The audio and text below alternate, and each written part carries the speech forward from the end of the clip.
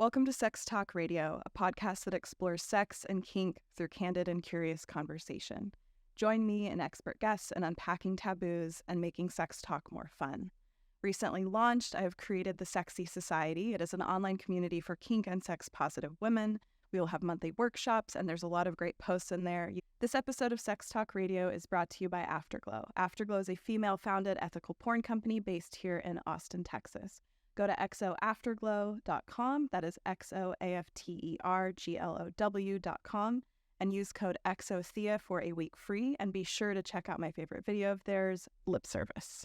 How you doing? I'm doing really good. I'm excited to be here. Good. You've got like I meant to tell you last time I saw you, very glowy, happy, pregnant energy. Yeah, I feel that way. I'm really, super glowy. Mm-hmm. Yeah. How far along are you? 8 months. Yeah. Are you nervous?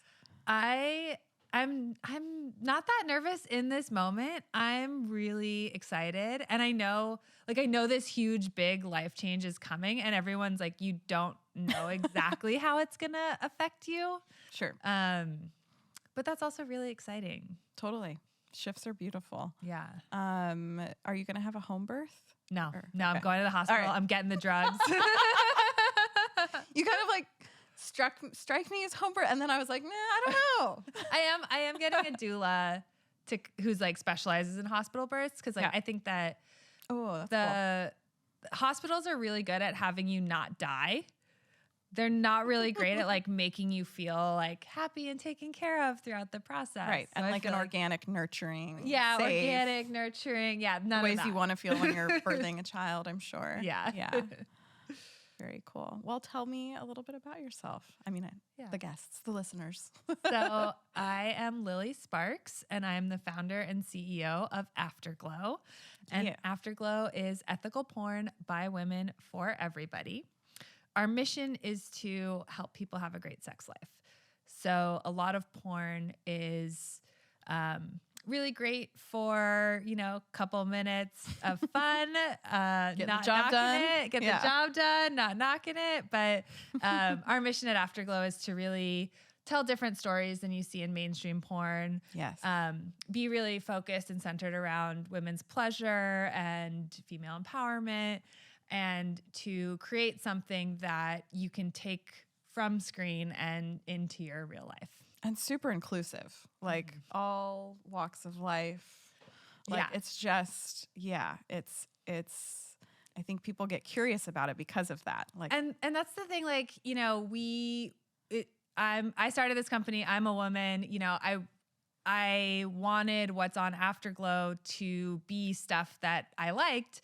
But the idea of like porn for women is just like women like so much different stuff that you can't, like porn for women doesn't really mean anything. Sure. Women love lesbian porn. They love gay porn. They love rough sex. They search for rough sex more than men do. So it's like we have this vision in our mind of like porn for women as being like soft and sweet. Like make love to me. Make love to me. And yeah. For me, that's sometimes a little boring. Yeah, I've never searched make love porn. Yeah. Yeah. So I really admire and like love your entrepreneurial journey, and I would love for you to go back to maybe the beginning of that. Or actually first let's talk about your growing up relationship with sex, sexuality, all that. And then we'll get into entrepreneurship. Yeah. So I grew up in, a conservative family. In what state? In California. Okay. In California. And we never really talked about sex. Like, I remember having a super awkward sex talk with my mom when I got my first boyfriend at 15. And what I remember from that is basically that guys don't want to use condoms, but you need to make them anyway. And it's kind of like, okay, mom, like I've already heard this in health class. Like sure. condoms are good. Don't want to talk about this with you. Please get me out of this car right now. So she wasn't trying to dissuade you from ever having I sex. think not from ever. It wasn't like wait until you're married, but it was like you shouldn't. It always felt, and it's funny because it's hard to pinpoint where it came from. Mm-hmm. But it was definitely like sex is bad. Yeah. And so especially like part of my story is that I was with my high school sweetheart, that boyfriend that she had to talk about from age 15, and we ended up getting married, and we were together for 15 years. Wow. And so like, it was just kind of hard to make that switch from like what I'm doing is bad and like taboo to like, okay, what I'm doing is like for my pleasure and I'm empowered. And it's a big shift. Yeah. And I struggled with that. Well, and so much of the shame comes from society and just having it be like sex is this weird biological thing that you're taught in like middle school health class. They don't talk about the pleasure and the orgasm and the consent and like all the things that are actually fucking important. I mean, I think they have to teach it and certain guidelines, but it's like so much of the shame comes from it being this secret. Yeah, it's like dirty it's secret. like, our parents don't want us doing it. Yeah. Our friends do it. We can chat with them about it, but it's like, don't get pregnant, don't get STDs. Like that's the message. yeah. And then at the same time, like, And you're fear. watching, you're watching like Hollywood TV shows Right. where it's like hot and sexy, but then you like don't see what's gonna happen. And for me, That's a like good point. I was loved reading that. I was I love reading watching. romance novels. Okay. Like at that kind of age. And I was Erotic? like erotic. full on. I've never read. Oh like, my erotic. God. I'm a huge romance I've been wanting to novel. start to listen to audio Yeah. books, but yeah, I never did that. Like I was reading Bridgerton like back then before it was Yeah. like, a thing. what are the kind of scenes like I just don't have like really reference for it except for some of the audio porn I just listened to, but like of what they're like actually talking about. They actually, sex. actually sex. And they'll be like, there's always the best part. Like there's always a scene where the characters are like hooking up and there's like, you know, there's like breast action going on and sometimes there's like third base action and then they get interrupted and it's like broken apart. No. You're still just like, And you're just you still like, don't know what happened. They tease you. Like the authors like know how to tease you in that way. Sure. Or it's like, yeah. Sure. And they're romance novels are actually really like women empowered. Like a lot of times the guy will like, you know, finger the girl, like get the girl off and then they'll be broken up and like, but they can't actually have sex because, you know, she's his brother's little his best friend's little sister, or like, you know, he's about to rise to the dukedom or whatever.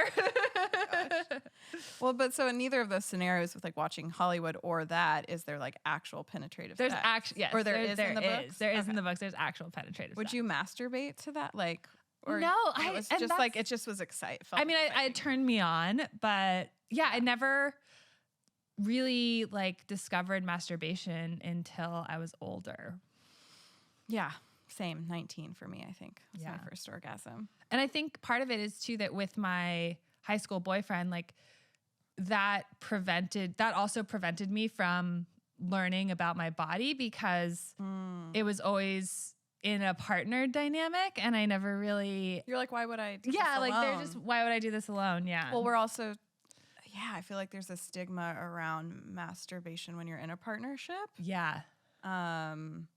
Of like, and I don't have a ton of long-term partnerships under my belt, but just of like, some people will be like, oh, it's cheating, or watching porn is cheating. Or like, why are you doing that when you have me? And Right. It's like, Right. hey, there's differences in libidos. Like, Yeah, and when you had been together since you're 15, it's like there's so many things to explore. Yeah. Of what turns you on and what is exciting to you. Yeah. But I got really distracted in like my journey story by telling everybody how awesome romance novels are.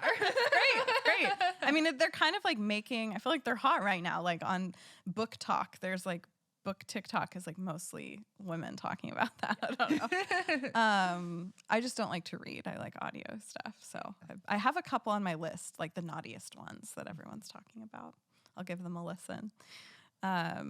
So I think you've shared this at other places, like about your first did you not have your first orgasm? Yeah. So I didn't have my first orgasm. I became sexually active at 16. Right. Didn't orgasm until I was 24. Oh my gosh. Yeah. Oh my gosh. Yeah. And like, Yeah. Sex. Had you kind of thought you had? Because before I had one, I was kind of like, sex feels good. I think I maybe have. Like, I don't know. It was Kind like of ambiguous. I was like, oh, like sex feels good, but I did feel like there was something that I was missing, but I didn't really know what. Like, I'm like, okay, everybody makes a really big deal about sex and how great it is. And like, I was like, there's something there. And again, like this is part of the genesis of Afterglow is like, I would watch porn and I would see like porn sex. Right. And so I tried to, you know, and I learned some things from porn that did work for me and like porn turned me on, but it didn't help me figure out how to orgasm. You have pleasure. Yeah. Yeah. Sure. And so I really wanted to create something that would help people. Like, so we have not only films on Afterglow, but we also have guided masturbations, which are super fun. And I've had like the best orgasms from them. Yes. My orgasms are more intense when it's listening and like really getting present with my body. And just taking the time. Yep. 1,000%.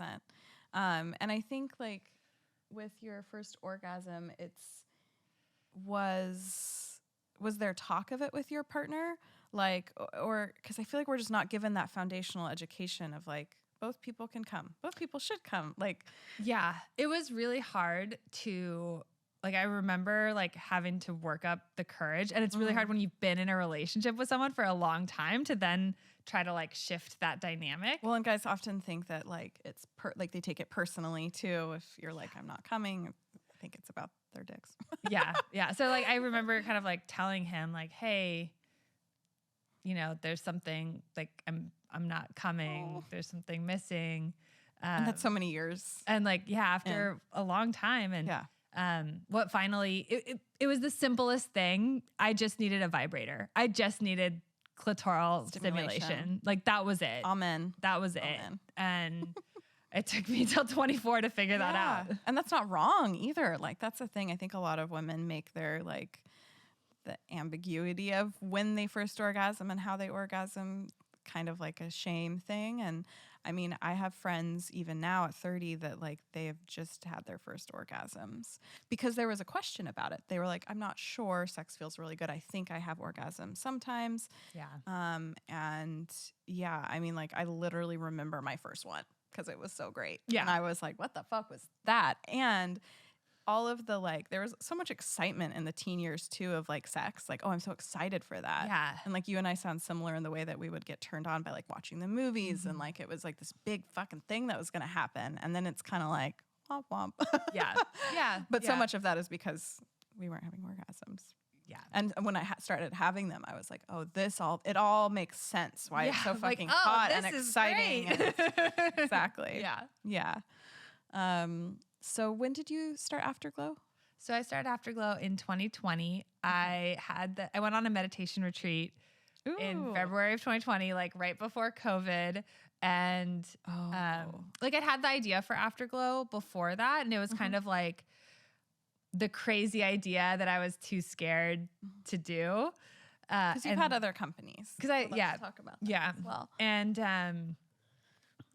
on that like 10-day silent retreat, I felt like I was in between jobs and like just kind of got the message of like, there's no better time than now. Just like go for it, do it, start the company. Damn. And I did. It is like the big scary idea. I'm kind of feeling that way right now. I would like to do something in the sex tech space. And it's like, it feels like there's all the little voices, not qualified, the not whatever. Imposter syndrome stuff, but that's really brave, I think, when entrepreneurs can just take that first. What was like the first step for you to like make it concrete? Thing. I think like filming our first film is when it really started to feel real because there was more than 6 months where I was just like, because I knew nothing about the porn industry. I'd never filmed a video before, like knew nothing and about tech. What about tech side of things? You know, I'd built like a Shopify, you know, I had like with like basic Shopify stuff. And so I thought I knew that. In hindsight, I tell people like the tech part has actually been more of a challenge for me than the video part. Because the video part's like there's a creativity and there's an element, because we've both been in CPG stuff too. And so it's like it's just a very different world. And I've met like so many cool producers who we've been able to partner with, and they've taught me so much. And I'm still learning so much on that side, but the tech side has really like knocked my ass. Sure. Was your vision always to be not only create a website, but also to be, would you say you're in production, or you produce your own? Afterglow produces their own originals, right? Yeah. I always did want to produce our own films because I just felt that there was a gap there in terms of what was available. Right, because you can license. Yeah, and but I will say that, that was the original idea, and I knew nothing about the industry. As I learned more about the industry, I'm like, oh, there's all these other really cool producers making really cool content. And so, I felt that we have a balance of, doing some of our own productions with the stories we want to tell, but also licensing films from other awesome people in the space. And so it's just a really fun ecosystem that, I didn't know existed when I started. And so I think most people haven't heard the term ethical porn even. And your shirt pay for my porn. Most people aren't paying for their porn anymore. Exactly. That's just really brave that you jumped in not having, because people in the industry, I'm like, they've been in it forever. And so for you to jump in, it's like catch up of like a whole world and like actors and how much it's changing. Like that's a lot to get caught up on. Yeah. And the porn industry is very insular. Like it's pretty small. People generally people do, especially like performers and stuff, people kind of like come in and out a little bit, but the people who make it a career and really stick with it, like it's actually fairly smaller than I thought going into it. I feel like porn stars that I follow, like I love following porn stars and stuff. It's just fun to see their life and like, I don't know, it's very cool. Yeah. But I feel like they all work together a lot, like with the same performers, and it is its own little world for sure. When you've filmed stuff for Afterglow, has it mostly been in LA or? It's mostly been in LA. We've done one in New York. We've done one in Canada. A lot of times it just because we usually work with producers, or directors who like have experience in the space, and they help with casting and different things. So it kind of depends on where the producer that we're working with is.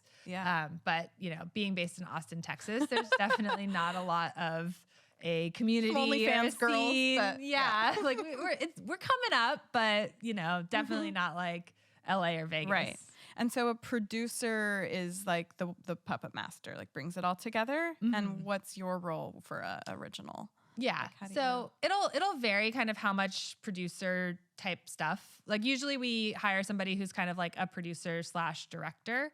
And so we'll work together. Like we'll kind of come up with a vision. They might do more of a built out, like script or storyboard or mood board.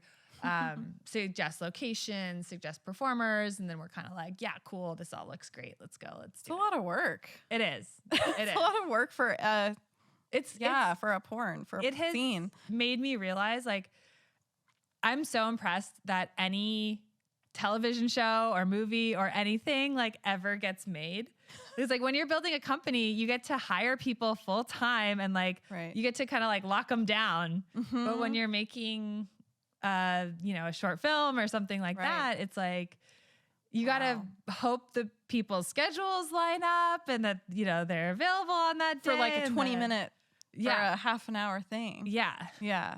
I mean, when I learned more from you about what those look like, those scenes, and like piecing it all together, it's like it makes you really realize that people should be paying for porn, because how else are they making money?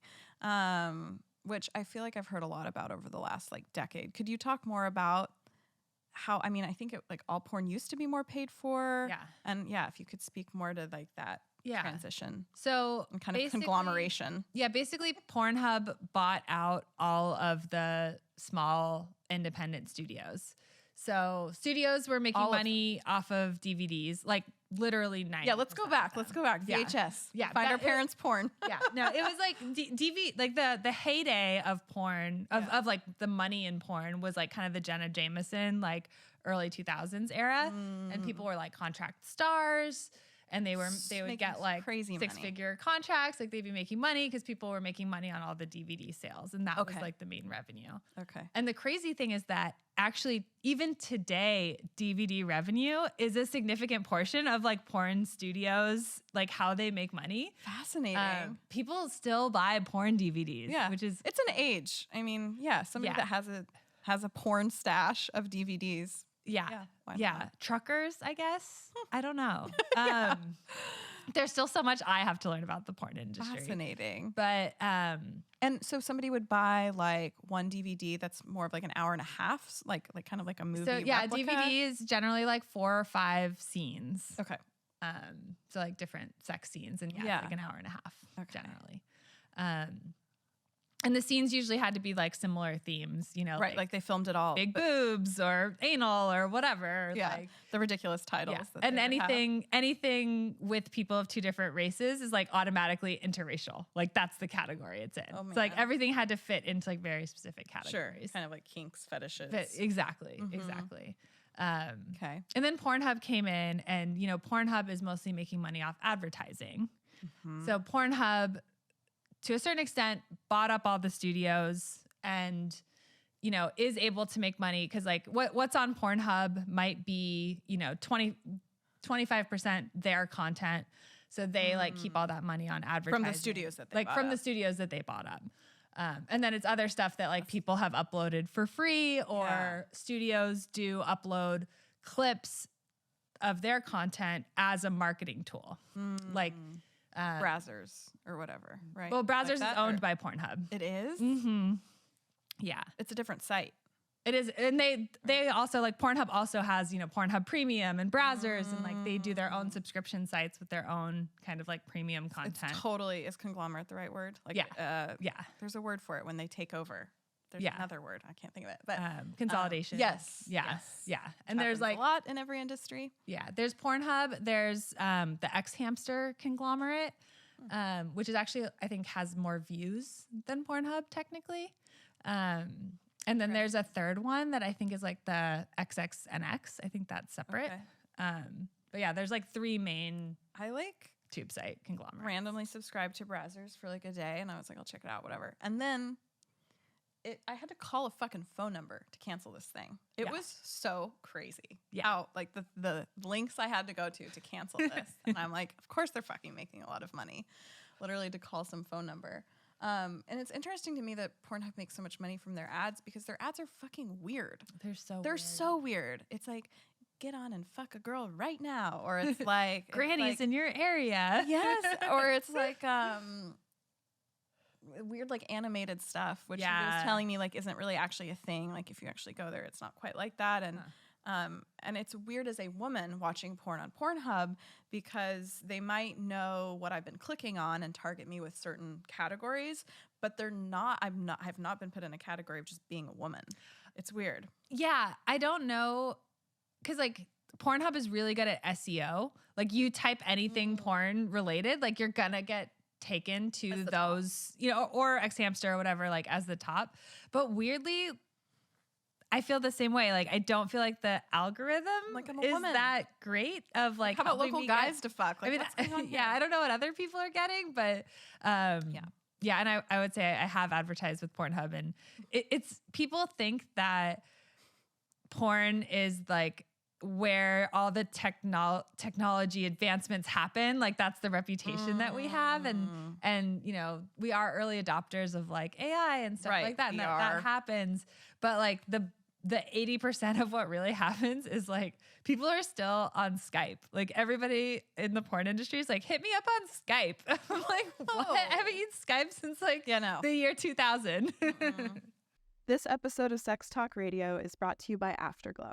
1 in 3 women watch porn every week, but as many of us know, most content out there is not created for the female gaze. Afterglow creates content for everyone, so go ahead and check it out at xoafterglow.com. Go to xoafterglow.com and use code EXOTHEA to try a week free. Be sure to check out my favorite video they have, Lip Service. And I mean, even navigating Pornhub is like, feels outdated. You know, there's something to it, but if you're horny, it doesn't matter. You're just like, whatever. Yeah. But like, it's it does feel, behind in that way. Yeah. So, I mean, a woman, let's just say an actress, a porn actress, went from making like these crazy amounts of fucking money to, if Pornhub owns the studio and it's just one video and they're just giving her like a little bit, it's like, how are porn actors making like a livable wage? Is that what so many of them are focusing on OnlyFans? So now, so now what generally tends to happen is, if generally performers get paid, female performers get paid like $800 to like $1,500 for like an 8-hour day if they're filming a studio film. That's not that much. It's not that much, but if you're working retail and you're getting paid like $20 an hour, like, to make that in a day is pretty good. Sure. It's just not what I expected. Yeah. It's not like, I don't know. Yeah. It's for like the bigger people. And the bigger people like might make a little more, but basically if you want to become like a big porn star, then you will film with studio productions like 4 times a week. Oof.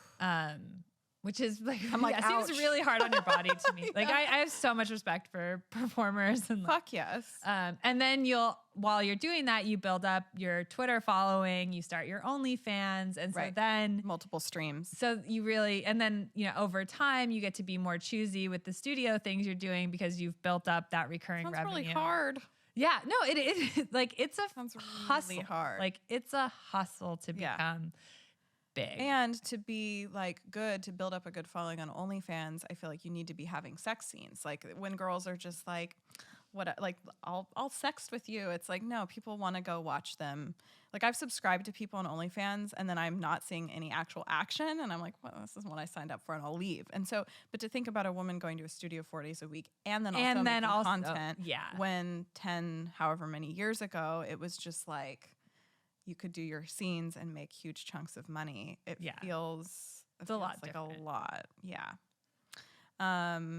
So when somebody uploads stuff to Pornhub, are they making money per views like YouTube in any way? No. Like it's a funnel for their fans. It's a funnel for their fans, and you can have scenes that are on Pornhub Premium, which is their subscription site. Okay. And those you do get a revenue share from. Gotcha. Okay. But they have to be meet certain standards, be a little bit higher quality. Totally. So when you talk to people about having them pay for their porn, maybe you could speak a bit more to like what ethical porn is and how you bring that conversation around and unroll them. Yeah. So I define ethical porn as just like people who care about the impact of the porn that they're making on the world around them. Yeah. And for different people, that can mean different things in terms of, but a lot of times when people talk about ethical porn, they're mainly talking about consent, performers' rights, paying a fair wage. At Afterglow, we always make sure that the performers know exactly what's going to be expected of them. When they agree to do a scene, they don't show up and say like, oh, you thought you were doing boy-girl, but now you're doing anal. Or like, hey, you're here. Let's do a gangbang. That would be traumatic. What the fuck? Yeah. And like that happens. It doesn't happen. It's the exception, not the norm, but it happens. Yeah. And so we, just are more careful. We go through pre-shoot checklists, like yes, no, maybe list. Oh, that's great. What are you? It's like the kink checklist. It's exactly like the kink checklist. Then we make sure we go through them with the other performers so that they know, they understand.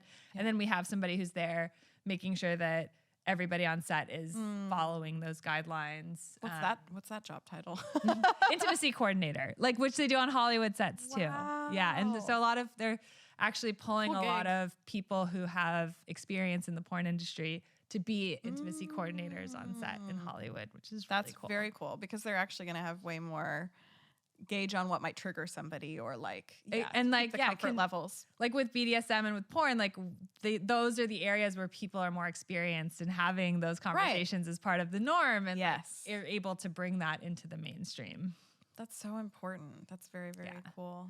Yeah. Wow. And so like pay for your porn is really just about that you're gonna get the quality that you pay for. Yeah. And you're contributing to people that care. You're contributing and the to people that performers. care, Truly the performers exactly. too, yeah. So Yeah. Very cool. What was it like being on your first? we pay for Spotify, we pay for, Hulu, we pay for all these subscriptions. Like good content costs money, and people are realizing that. Yes. And there's a lot. I recommend going to watch Money Shot on Netflix if you haven't. Like, it's fascinating to learn about porn. Yeah. the big guys in porn. What was it like being on your first porn scene, since that wasn't your background? Yeah. Cool? Yeah. It was, I was sitting there and I was like, am I turned on? Am I turned? Like, I was like, if I'm turned on, then it's like, then this is going to be good for business. Like I was really, it was not like, it was not, Yeah. You get like not over it, but, Desensitized. you get just like, for me, I'm just like, okay, like I'm too anxious about the business side of it to like be in my body and like turned on, except in like an intellectual way. Sure. Was it, I feel like I've heard that it's not at all what we see. Like there's pauses, there's breaks, there's recalibration. Like what is that? Yeah. Like how many hours are you on set for a half an hour scene or something like that? Usually like we're on set for at least 8 hours for a half an hour scene. Wow. And actually in the films that we've done for Afterglow, there is pausing, there is breaks. But when it comes to the sex scene, we do try to, we go through it before we start shooting, we go through it with the performers, like here's kind of how it's going to go down. But then we just kind of let them go. Sure. And because you want it to feel, you have a different intention with the content. Exactly. And, it always goes differently. Then we're like, okay, do this, and this. And then it always turns out differently, but usually like in a wonderful, unexpected way cause it's like, if somebody told you like, okay, have sex, like in this position, that position, this position, and then you get down to it, like sometimes things just don't go that way. I would literally have to stop to think through my list. So I would like fuck it up, so to have them just kind of keep going. So usually we just kind of like keep the flow going for the most part. And we might do like pickups afterwards where it's like, okay, let's get a little bit more of like this happening or that happening or like this close after up. the guy after they've come though? Yeah. I mean, like, like usually not, maybe it's like, not genitals. Some boobs. But yeah. Wow. That's a lot. Yeah. And lately you've been making more eduporn, right? Educationally. Yeah. So one thing that is unique to Afterglow is we have eduporn, which we like to say is educational enough to learn from, but still hot enough to masturbate to. That is fucking awesome. Yeah. That's missing. Yeah. And so we have our porn films, which we try to make them somehow relatable, because I think you can learn a lot from just seeing different things represented that you don't normally see. So like different body types or, somebody that looks like you represented on screen. Like I feel like it doesn't need to be explicitly educational to be something that helps you in your sex life. Well, that's how we learn. We learn from porn and exactly like seeing, a consent conversation on screen or seeing somebody not even be conscious. It might not even be conscious, like, oh, that's my body type, or oh, that was a cool conversation. But then the next time you go to have sex and it's then you've actually seen somebody do it or like somebody laugh and mess up and, have fun. And so we have like that kind of content. And then we have our eduporn, which is more explicitly instructional. So we have like kind of fun ones like how to have sex outdoors. Yeah. We're going to launch one that's how to give a great blowjob, how to love giving a blowjob, that I'm really excited about. This can be really high quality. We have how to have sex with a woman. We have how to give a sensual massage. So that's our eduporn category. And then we have guided sex, which is audio based. Okay. And that's really bringing it into your life. That's like our guided masturbations. We have a guided partner cunnilingus exercise. And so that's something that like you folloh along with. That's cool. Yeah. People love instructions. That's cool. Oh, it's to so like play great. it and be like, okay, let's do it now. It really takes the pressure off because a lot of times like that's, with a new partner or even with an old partner, like to do something new, there's a lot of pressure there. And so having somebody else, like a voice guiding you, just is so helpful. I feel like porn can also in relationships really be helpful. Like it can be a gateway to have bigger conversations about kinks or fetishes or opening it up or like whatever it might be. Because it's a way to like bridge that gap, start having those conversations. Yeah. At Afterglow, we have a lot of couples that love to watch together. That's That awesome. makes me so happy. Yeah, totally. And so with the eduporn, like the blowjob one you were just talking about, I feel like it's so black and white with porn and education. It's either very biological and like you're on YouTube looking at the anatomy of something and it's like so educational, or it's like completely unrealistic, intense, crazy Pornhub porn sex. Yeah. And so I just really love that you're like creating something unique and new, because I like knowing what is not the norm, because there's no real norm, but I like knowing in general what feels the best for a guy or what, all of those things. Yeah. So I'm excited to watch. Yeah. I feel like a lot of education, like people make sex really boring, like kind of on purpose. Yeah. Well, it all comes back to like a certain age range of like, they don't want us having sex as teenagers. So it's like fear, boring, biological. Yeah. Consent. And it's like, you can say that, but then nobody's actually like, well, how do you make that sexy? Because it can be really sexy. Yes. And it should be at the beginning of every sex scene in porn, truly. Yeah. Even if it is just like nonverbal or just like, you're just establishing some kind of, Well, like for me with like less experienced partners, I like to lately I've been learning this. I like to ask them a lot, like, do you want to take a break? Does that still feel good? Like just constant check-ins, because if they're less experienced, I don't want them to become uncomfortable. And that can still be really fucking sexy and should be weaved into all porn. Yeah. Yeah. So how did because you tell me about your past company that you founded a little bit. Yeah. So I started my career as an accountant. Okay. Which was very in line with like what my parents expected of me to do. And I really enjoy accounting and numbers to this day. You have an analytical brain. You have like an analytical, It's not like it was totally like forced upon me. I'm definitely like an Excel spreadsheet nerd. Love it.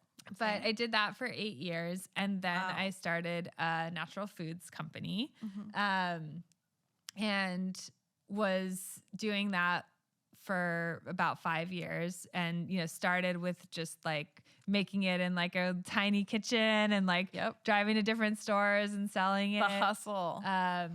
And like when I started that company, the idea of doing like $1 million of revenue was like, that was as big as I could dream. Sure. Like I was like, if we do $1 million of revenue, We'll make it. I'm going to like get a tattoo. Like it's going to be so awesome. And we hit that. We hit $1 million of revenue. That's and then we hit 5 million, and then we hit 10 million. Wow. And like, it was just a really, really amazing experience for me, because it showed me like that I could create change in this world. And you were growing a team over that time too, I'm assuming. Big team. 100%. And that got me into like the startup life, the hustle, like, the building, all of that. And so, when I left that company, that was when I was kind of like, okay, Was it acquired and then you left at some point? No. So I was a co-founder. So I left to do other things. And, my other co-founder, the CEO, she stayed on. Okay. And I was like, okay, well, what's the thing that like, I feel like is really missing, that like, what's a big opportunity that like I'm really passionate about that I feel like is really missing from the world. And that's how the idea of Afterglow really came to be. And it had been like an inkling, right? Like you'd kind of thought about it. Would you bring it up in conversations to people? Or was it kind of secret? It was kind of a secret. Like I remember bringing it up to like one of the people I was dating at the time and like that kind of thing. But I was mostly like, that's crazy. Too scared. I was like, I'll just like be anonymous. Like also the like even just telling people about it was scary to me because of people's, it like now I'm here talking about porn on the radio, no problem. But like, I was like nervous to talk to people about porn. Yeah.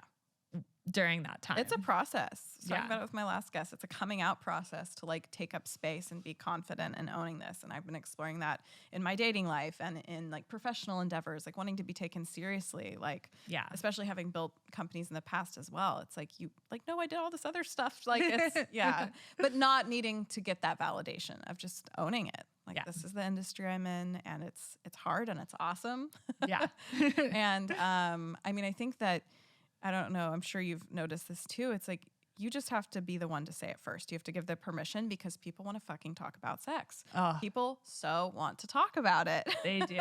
They do. Yeah. Yeah. And I mean, I remember coming to like the first event that I met you at of yours, and it was just like, just felt so different, like such a different, feminine, safe approach to sex. Yeah. And like very playful and fun. And that's just lacking on such a big Yeah. scale. It's weird because, yeah, sex is always, it's like, it's relegated to this dark, dungeony, like vibe kind of thing. And, you know, the reason I called the company Afterglow is that's the vibe that's like my favorite part is, you know, that beautiful post-orgasm goodness. Post-orgasm, like loving feeling. Definitely. Yeah. And I don't super like relate to like more like leather culture and dungeon and like that kind of certain thing we associate with BDSM. Mm-hmm.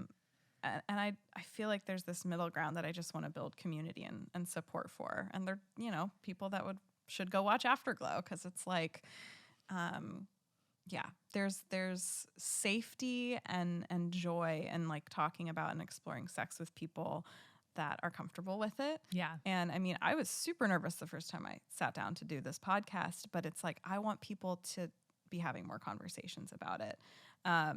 And I'm sure as the CEO of a porn company, you just get the like, oh, I have a question for you. Or like, I don't know. Are there times when people just start telling you about their sex lives and like. And what kind of porn? I mean, I like what kind of porn they watch and like questions about porn. I actually like hearing about what kind of porn people watch. And like, I always feel like they're only being kind of honest with me. Oh. Because there's definitely like what people say, like what people are willing to admit to. And then to a stranger or somebody new. Yeah, exactly. And then there's like their secret fantasies. Totally.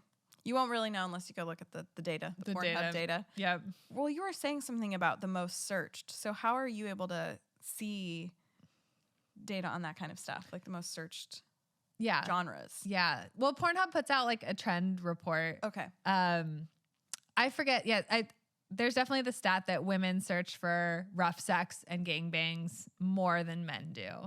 Definitely search for that. Yeah. Yeah. Because we want to get fucked.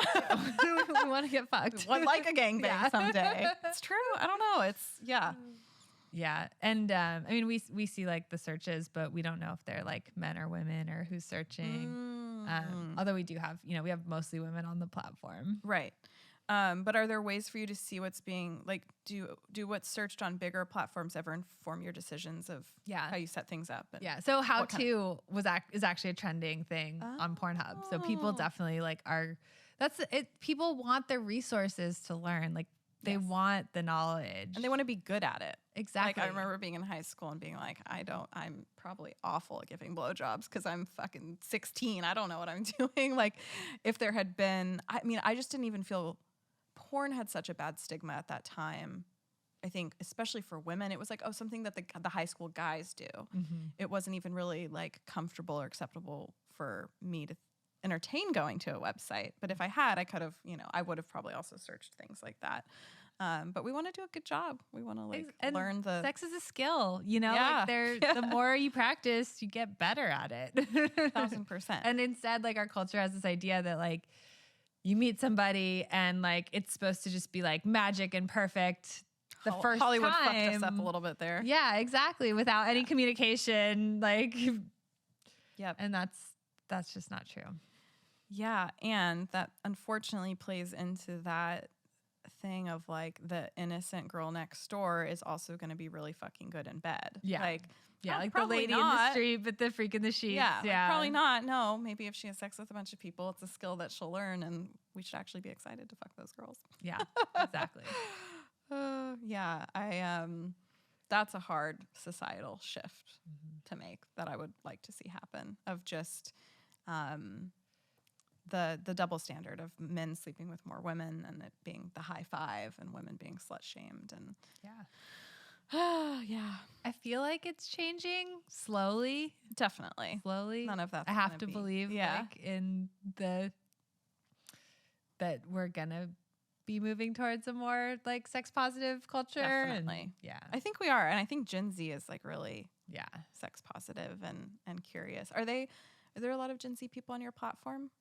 You know, we actually have more. I would say we have a lot of them check it out, but we actually have more older people, even like 40s, 50s, 60s. Oh, wow. Yeah, which is really cool because I feel like it's a lot of people kind of unlearning things that they learned previously. Or, I mean, if it's specifically, I'm thinking women, if they're 50s, 60s, those may be people that have truly never watched porn ever. Yeah. Because of how things were 50 years ago. They're like going through menopause, or like they're like in law. Like we actually have a lot of people who've been with their partner for a long time, and now you know, they're going through some kind of a shift in that, and like looking for new options. And maybe it's just, you know, because it costs money, but hearing their stories is like the best part of my job. Yes, absolutely. Knowing the impact. Yeah.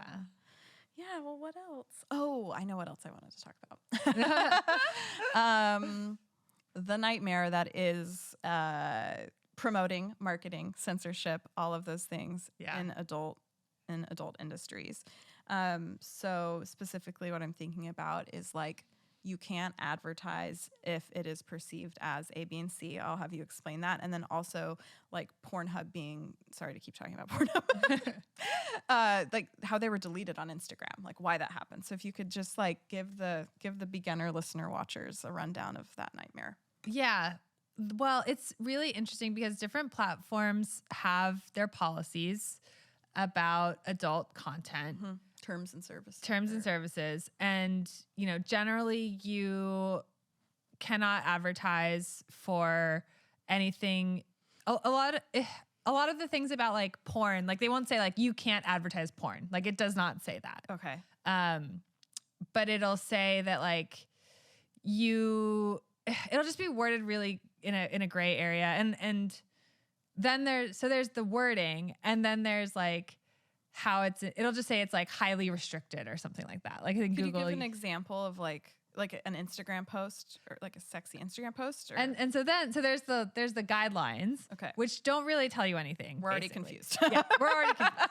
And then there's how they're enforced. And that's really like how they're enforced is way more stringent. Like you'll read the guidelines and you'll be like, oh, like it looks like I can advertise, whatever. Yeah. And then every single thing you try to do will get rejected, will get shut down. Like we literally tried to boost a post that just said Afterglow and had a picture of a sexy woman, and it got shut down. Because they don't tell you things like whatever site you're linking to.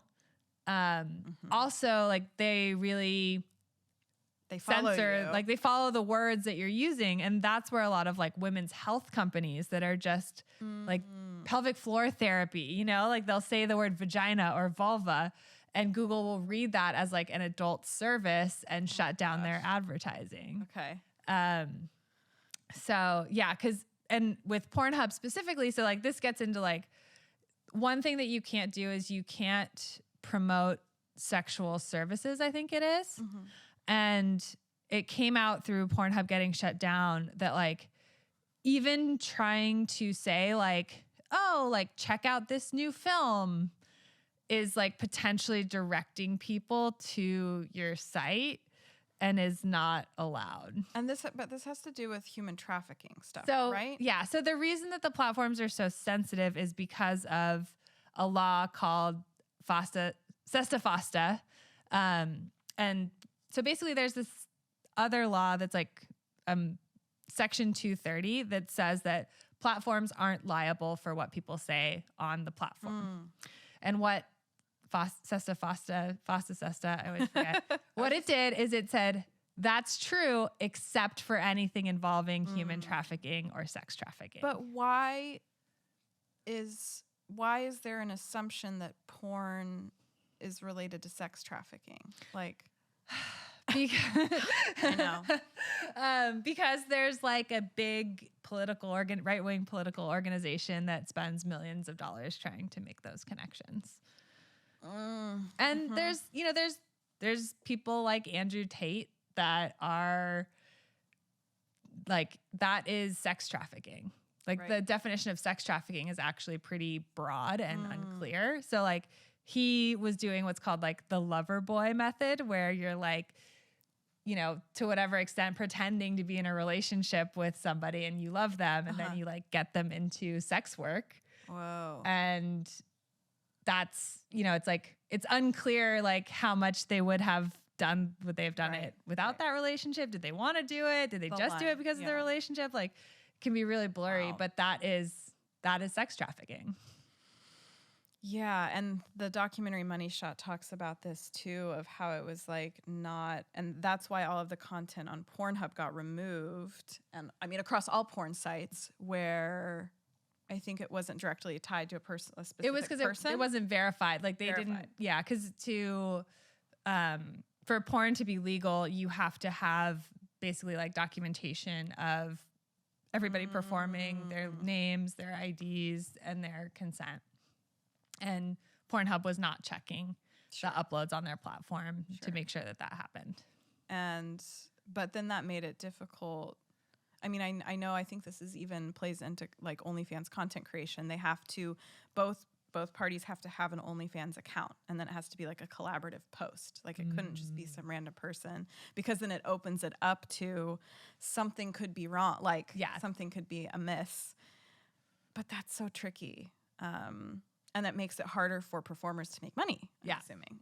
Way harder. Yeah, it's really complicated and icky and messy. And I haven't been on your side of it, but like, you know, I started sharing my kink journey on TikTok, and it kept scaling to like 55,000 followers, 30,000 followers. People were like so hungry to just connect with anybody talking about sex, because there's also this weird angle where there's huge opportunity too, though, for people in this space. If we can, you know, navigate through all these little rules. Yeah, people want the information. People are so hungry. And they actually don't think that anybody's out there talking about it. We want to, we just are super censored and shut down all the time. Exactly. It's like Google and Facebook and Instagram are really good at matching people with the information that they want to hear about. Right. Except when it comes to sex. 1,000%. Yeah. And yeah, I mean, people are so hungry for it. And I mean, for me with all of this, like the podcast, I have a second phone. I literally had to go so far as Instagram and TikTok both knew all the accounts I had created content for, that I'd been, you know, violated their community guidelines enough times that I literally had to get a second phone. I was like, I need a new, fresh, like IP address. Like I need new phone number. And yeah, I mean, I follow a good amount of women that create OnlyFans content, and the links they have to go through is just insane. They've got like 14 backup accounts. I mean, it's just like, and even to get people to your website, you've got to be really vague, right? Really, yeah, we do. And we go through like different landing pages and stuff like that.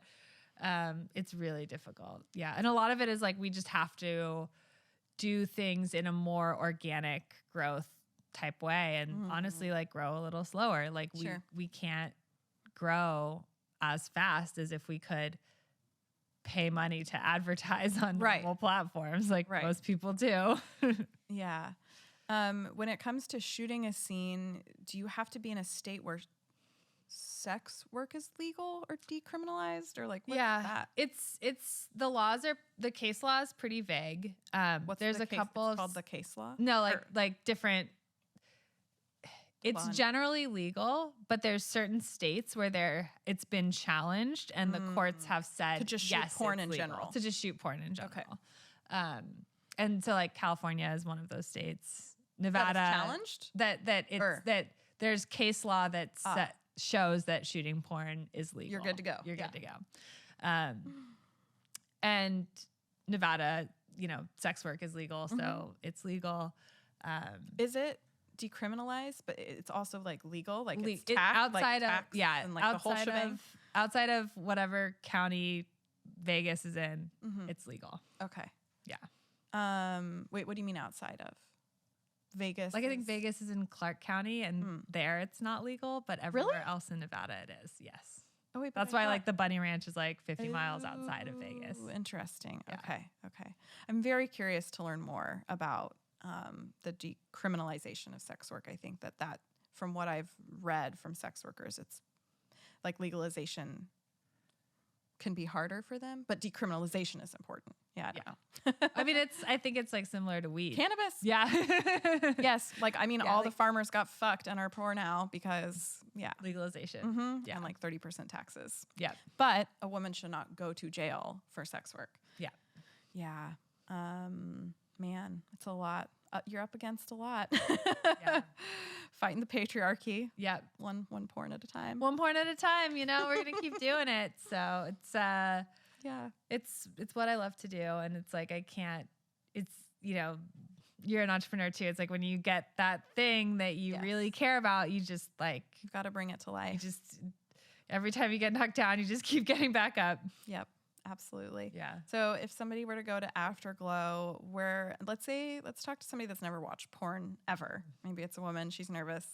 Where would you have her explore? Or do you think AFTERGLOW would be a good fit? I do think AFTERGLOW would be a good fit. I would actually have her start with some of our articles in our blog, because we actually have a lot of really cool stuff about overcoming shame around porn. We have a lot of good recommendations there. Yeah.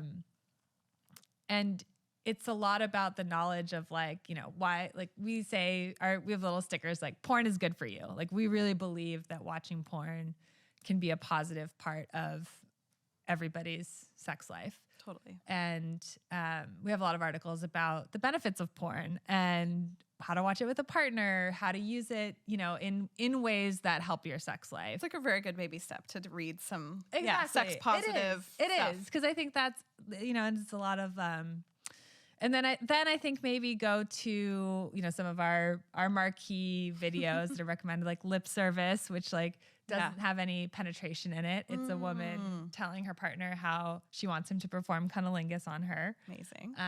That's definitely one I always recommend. And then popular.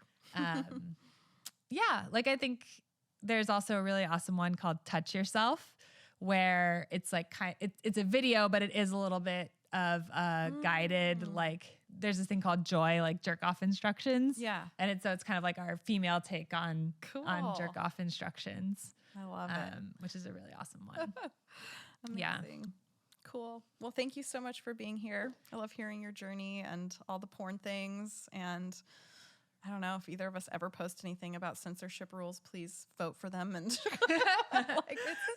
there's I'll give the Center for Intimacy Justice has a poll that they're doing. It's on our Instagram that you can find the link to vote for Meta and Facebook to update their regulations. Yes. So they're doing a lot of really great work there. And Facebook owns Instagram, and that's why girls can't post sexy pictures. So they're all tied together.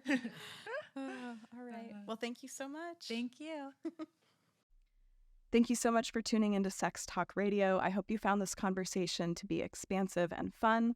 Please come connect with me on Instagram at Sex Talk Radio Podcast. That is spelled SEGGS.